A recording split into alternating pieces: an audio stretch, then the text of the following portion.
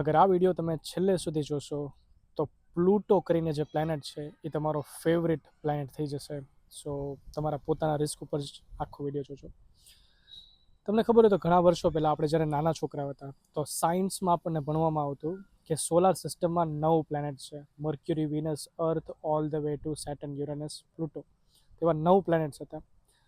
આપણે પછી મોટા થઈ ગયા, આપણે સોલાર સિસ્ટમનું ભણવાનું ઓછું આવવા માંડ્યું, પણ એવું એક અપડેટ આવ્યું હતું. સાયન્ટિસ્ટ લોકોએ એવું રિસર્ચ કર્યું અને એ લોકોએ એવો અપડેટ બહાર પાડ્યું કે પ્લુટો ખરેખર એક પ્લેનેટ નથી, એક ડ્વોર્ફ પ્લેનેટ છે. ડ્વોર્ફ એટલે ઓલા જે નાના નાના માણસો આવે ને, જે હાઇટમાં નાના હોય, એમનું બોડી ડેવલપમેન્ટ ન થયું, એને ડ્વોર્ફ કહેવાય.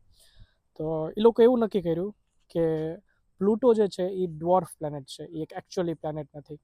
તો એ લોકોએ આખું સિલેબસ ચેન્જ કરી નાખ્યું અને પછી અપડેટ કરી નાખ્યું કે there are only 8 planets in our solar system. હવે સમજવાની વસ્તુ એ છે કે પ્લુટો આજથી 4.5 બિલિયન યર્સ પહેલાં જ્યારે આપણું સોલાર સિસ્ટમ બન્યું ત્યારે એ પણ બન્યું હતું અને ત્યારથી એના એક્સિસ ઉપર ફર્યા કરે છે.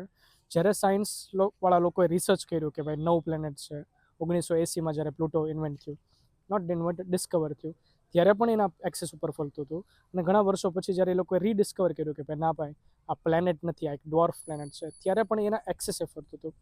તો પ્લુટોથી આપણને, મને એટલીસ્ટ એ શીખવા મળ્યું કે બી લાઈક પ્લુટો. શું ફેર પડે? દુનિયાને જે કરવું એ કરે, દુનિયાને જે થિયરીઝ બહાર કાઢવો કાઢે.